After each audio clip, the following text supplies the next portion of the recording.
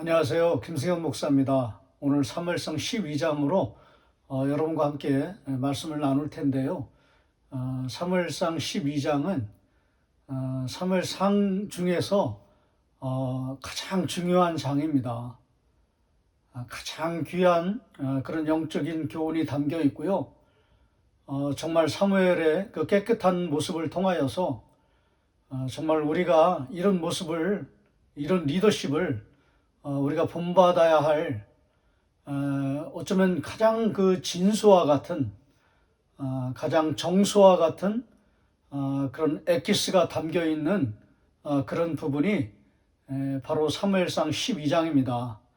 우리는 사울 왕가의 이야기 그리고 다윗의 이야기를 사무엘상의 가장 중요한 부분으로 여러분들이 생각을 많이 하시는데요.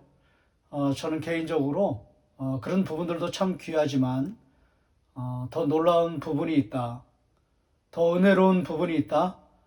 더 귀한 부분이 있다. 더 놀라운 부분이 있다. 그것이 바로 사무엘상 12장입니다.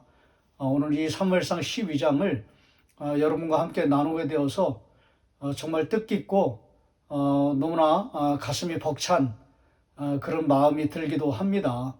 물론 이런 이 사무엘상 12장을 몇 가지 부분에서 이렇게 보편적으로 또 일반적으로 이렇게 생각을 하시는 그런 교훈들이 무엇이냐면, 첫 번째로 생각해 볼 것은 무엇이냐면 누가 이스라엘의 왕인가 하는 것입니다.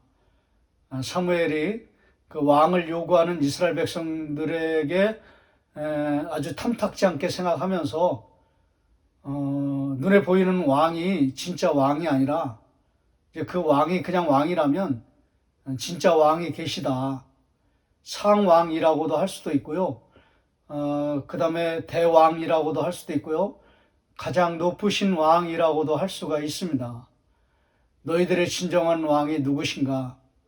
그는 눈에 보이는 인간의 왕이 아니라 사람이 아니라 너희들의 왕은 진짜 왕은 하나님이시다.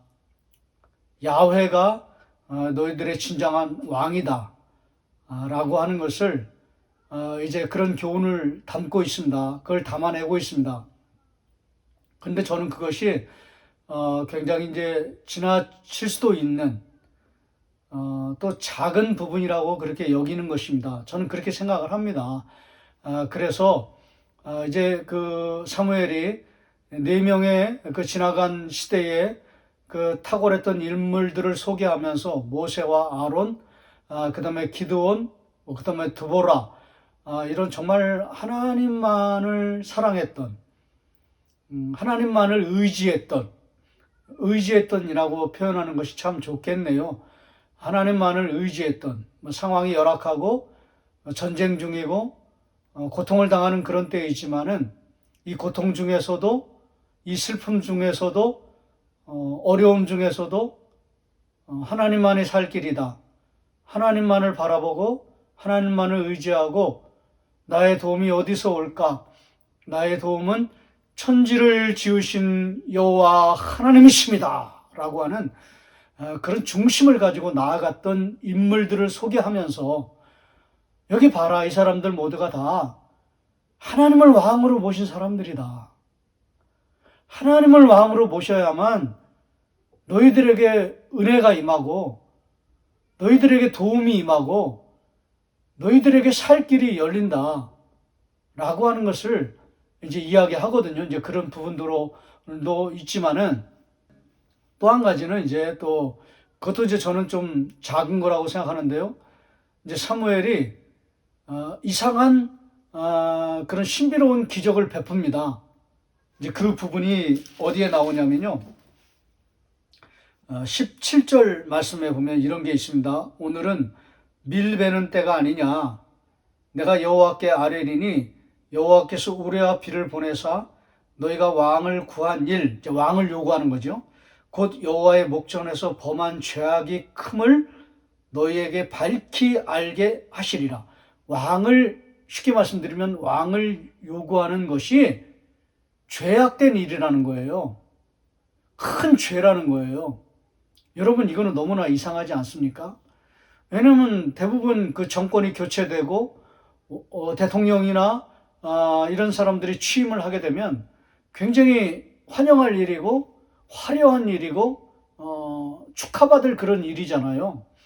그래서 각국의 유명한 저명한 인사들을 다 이렇게 초청하고 막 그러잖아요. 굉장히 성대한 그런 일이지 않습니까? 국가의 큰 일이잖아요. 근데 여기에서는 좀 달라요. 성경에서는 그렇게 평가하지 않습니다. 그렇게 해석하지 않습니다. 왕이 취임하는 그런 일은 너희들이 왕을 요구해서 왕을 달라고 하는 그 요구 때문에 왕으로 등극하는 그 일은 그런 죄악이라는 거예요. 그러면서 이제 사무엘이 회개를 촉구합니다. 아주 이상한 그런 취임식이 나오거든요. 좋은 일이 아니라는 거예요. 은혜로운 일이 아니라는 거예요. 성대하고 화려한 일이 아니라는 거예요. 죄악의 길이기 때문에 회개가 필요하다라고 하면서 회개를 촉구합니다.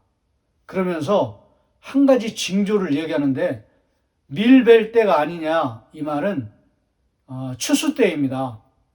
한 해 농사를 다 잘 지어놓고 피와 땀을 흘려가지고 농사를 잘 지어놓고 이제 걷어들이는 그런 때거든요. 근데 그런 때에 추수 때죠. 그런 때에 보통 이때는 이제 건기거든요. 그러니까 이제 날이 굉장히 좋아요. 화창한 날씨예요. 그런데 우레와 비를 보내달라고 내가 하나님께 기도하겠다는 거예요. 여기 내가는 사무엘입니다. 사무엘이 하나님, 지금은 이제 추수 때지만은 나는 이 사람들에게 영적인 걸 뭔가를 하나를 알게 하기 위해서 내가 농사를 망치는 한이 있더라도 내가 그렇게 기도하겠습니다. 사무엘이 진짜 선지자죠. 참 선지자죠. 그러니까 이렇게 강력한 기도를 하는 거죠. 이런 강력한 요청을 하는 거죠. 농사 완전히 한 해 농사 다 망치는 거예요. 완전히 역적이 되는 거죠. 농사꾼들에게는. 때려 죽일 놈이 되는 거죠. 우레와 비를 보내셔 주십시오. 그래서 농사를 망치십시오.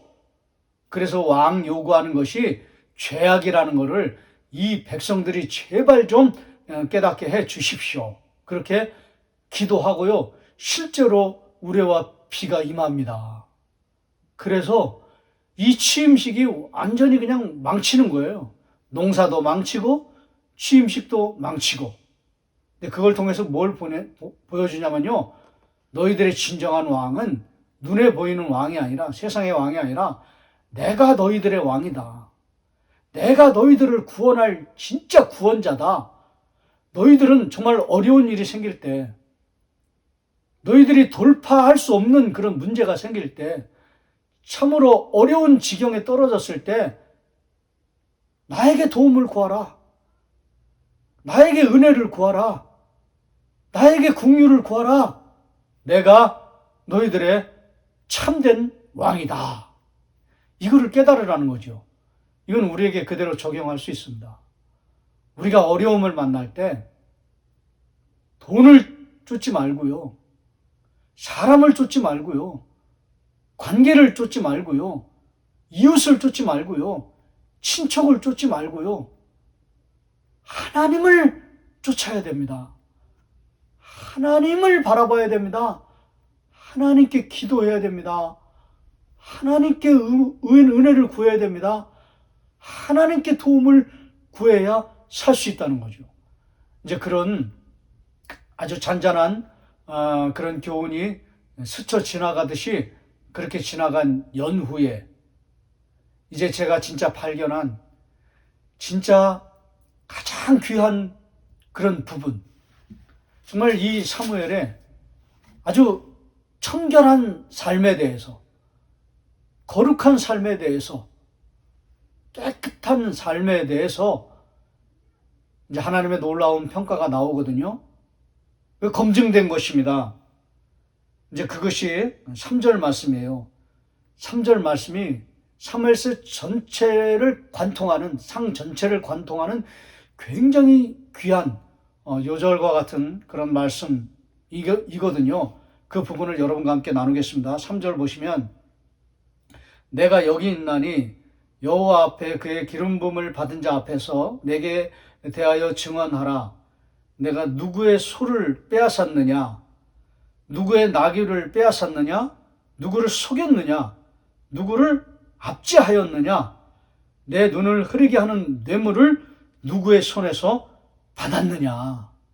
이 질문을 하는, 이스라엘 백성들에게 질문하는, 취임식 전에 질문하는 그런 이야기거든요. 그리하였으면 내가 그것을 너희에게 갚으리이다. 그러니까 4절에 그들이 이르되 당신이 우리를 속이지 아니하였고 압제하지 아니하였고 누구의 손에서든지 아무도 빼앗은 것이 없나이다 하니라. 물론 사무엘은 기도의 사람입니다. 그리고 영적인 사람입니다. 그럼에도 불구하고 사무엘은 어떤 사람인가? 그는 깨끗한 사람이었다는 거죠.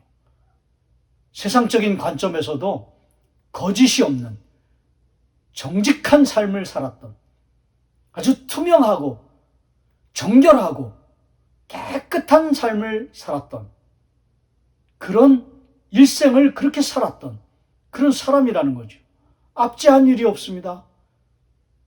뇌물을 받은 일도 없습니다.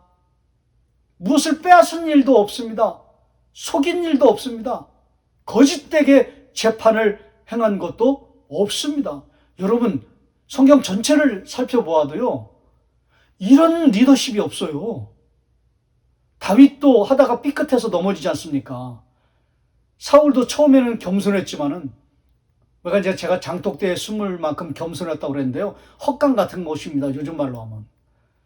그런 작은 헛강 같은 데서 막 숨어서 나오지 못할 만큼 그렇게 겸손하고 참 그렇게 참 신실했던 사람임에도 불구하고 그거는 잠깐이고 그냥 12장, 13장, 14장 그냥 완전히 그냥 한순간에 그냥 나락으로 떨어지지 않습니까? 다 그래요.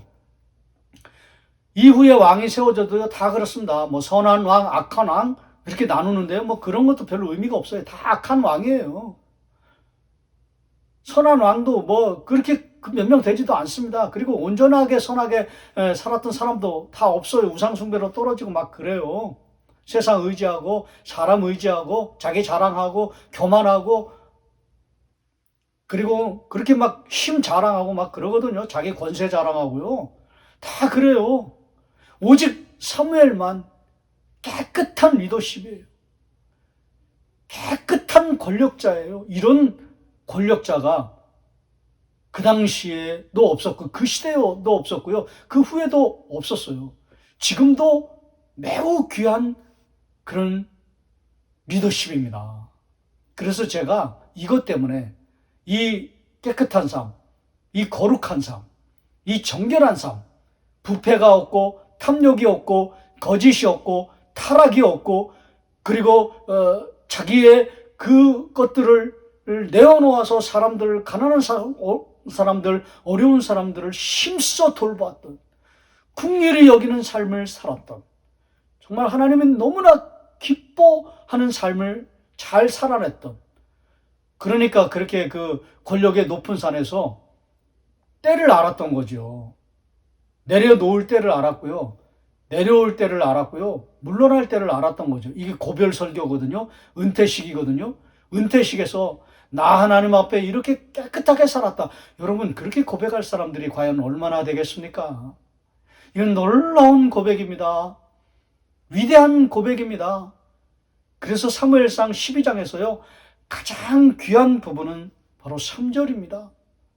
내가 이렇게 하나님 앞에 거룩하고 온전하고 깨끗한 리더십을 가지고 나는 일생을 어린아이 때부터 노년에 이르기까지 아침부터 저녁까지 해 뜨는 때부터 해 지는 때까지 그리고 뭐라 그럴까요?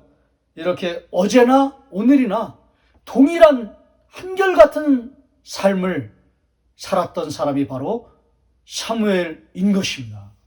저는 정말 그래서 제가 사실은 이 부분 때문에 사무엘 상하를 들여다보기 시작한 것이고요. 제가 은혜를 받은 것이고요. 감동을 받은 것이고요. 바로 이 부분 때문에 사실은 이 설교를 준비하게 된 것입니다. 사무엘만한 사람이 없어요. 여러분, 엘리도 권력욕에 취해가지고 그렇게 망하지 않습니까? 사울도 망하고 다윗도 그렇고요. 그 뒤에 나오는 왕들은 뭐 말할 것도 없고요. 오직 사무엘만 이렇게 한결같은 삶을, 깨끗한 삶을, 온전한 삶을 살았던 사람이 노아와 사무엘이거든요. 노아와 사무엘 딱 두 사람밖에 없어요. 노아는 그 한참 전 시대의 사람이고, 사무엘, 제가 이 부분 때문에 정말 감동을 받아서, 와, 어떻게 이런 사람이 있을까? 어떻게 이런 리더십이 있을까? 어떻게 이렇게 하나님 앞에 은혜 받은 거룩한 삶을 살 수 있는 사람이 있었을까? 그래서 제가 감동을 참 받은 것입니다. 그러면서 물론 이제 사무엘이 나는 뭐 쉬지 않고 너희들을 위해서 기도했다. 23절에 나는 너희를 위하여 기도하기를 쉬는 죄를 여호와 앞에 결단코 범하지 아니하고 선하고 의로운 길을 너희에게 가르칠 것인즉. 그래서 내가 기도 때문에 이렇게 선하고 의로운 삶을 살았다라고 그렇게 간증하는, 그렇게 해석하는 자체 해석, 사무엘 자체 해석이 나오기도 하지만, 또 한 가지 제가 정말 발견한 건 뭐냐면, 이렇게 의롭고 깨끗하고 거룩하고 정직하고 신실하고 순결하고 정결하고 거룩한 삶을 살았던, 전무후무한 이런 삶을 살았던 이런 리더십, 이런 능력은 어디서 나왔는가? 물론 기도도 나오지만은요, 12장에. 그러나 더 중요한 거는요, 예배의 힘이었다는 거죠. 예배에서 나온 것입니다. 예배가 능력입니다. 예배가 원천입니다. 예배가 본질입니다. 예배가 강력한 힘이었던 것이죠. 예배에서 나왔다라고 저는 그렇게 단연코 그렇게 여러분에게 자신 있게 말씀드릴 수 있습니다. 왜냐하면 여기는 안 나오지만 사무엘이 그렇게 막 한순간에 넘어질 때 그렇게 막 과감하게 회개를 촉구한 다음에 사무엘이 그 다음에 뭐라고 되어 있냐면요, 기브아로 갔다고 되어 있습니다. 13장 13절에. 기브아는요, 어디냐면은 예배의 집입니다. 그리고 라마로 돌아갔다고 되어 있습니다. 15장 34절에. 예배의 집이거든요. 베델의 집, 예배의 집. 그러니까 예배를 통해서 그는 이런 강력한, 아주 거룩하고 순결한 삶을, 선하고 의로운 삶을 살 수 있었던 것입니다. 기도를 넘어서 예배였던 것이죠. 사울도 예배에 실패했기 때문에 나중에 보세요. 그 13장에 보면요, 이렇게 되어 있습니다. 자기가요, 그렇게 예배를 드려서는 안 됨에도 불구하고 이제 전쟁에서 급박한 상황이라고 막 그렇게 하면서 부득이하여 이렇게 변명합니다. 그 부득이하여란 말이 마음이 급하여 이렇게 돼 있거든요. 예배에 실패했습니다. 예배에 실패해서 저주받은 것이죠. 예배에 실패해서 인생이 꺾인 거예요. 나락으로 떨어진 것입니다. 죄악으로 떨어진 것입니다. 실패의 길을 걸어간 것입니다. 망한 거죠. 예배 잘못 드려서. 예배가 없어서. 그러나 사무엘은 예배에 성공해서 예배의 자리에 있었기 때문에 놀라운 능력을 일평생 견지하며 일평생 유지하며 한결같은 의롭고 선한 삶을 살아낼 수 있었던 것이죠. 저도 그렇게 기도하는 것입니다.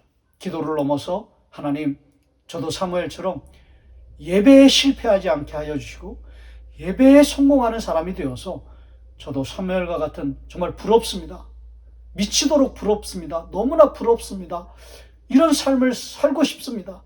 저도 사무엘과 같이 예배에 성공하는 사람이 되어서 이런 삶을 살 수 있도록 주여 도와주시고 은혜를 베풀어 주시옵소서. 저의 소망입니다.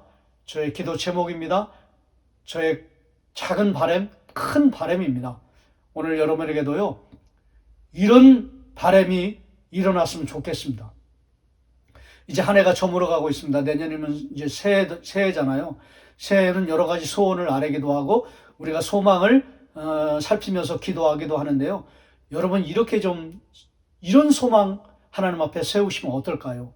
하나님, 내년에는 제가 예배에 성공하는 사람이 되었으면 좋겠습니다. 그런 사람이 되기를 소망합니다. 소원합니다. 하루라도 공예배에 빠지지 않고 기도의 자리에 나와서 기도하고 예배의 자리에 나와서 예배하고 하나님을 찬양하는 자리에 나와서 하나님을 찬양하고 그리고 하나님을 높이는 자리에 나와서 하나님을 높이고 내가 낮아지고 내가 내려놓고 내가 무너지고 내가 완전히 사그러들고 내가 녹아지는 그런 자리에 내가 내려가고 하나님만을 영광스럽게 높이는 그런 예배자가 되기를 원합니다. 예배에 성공하기를 원합니다. 내년에는 새해 첫 주부터 마지막 시간까지 한순간도 한 주도 예배를 거르지 않고 온전히 예배를 참석하겠습니다.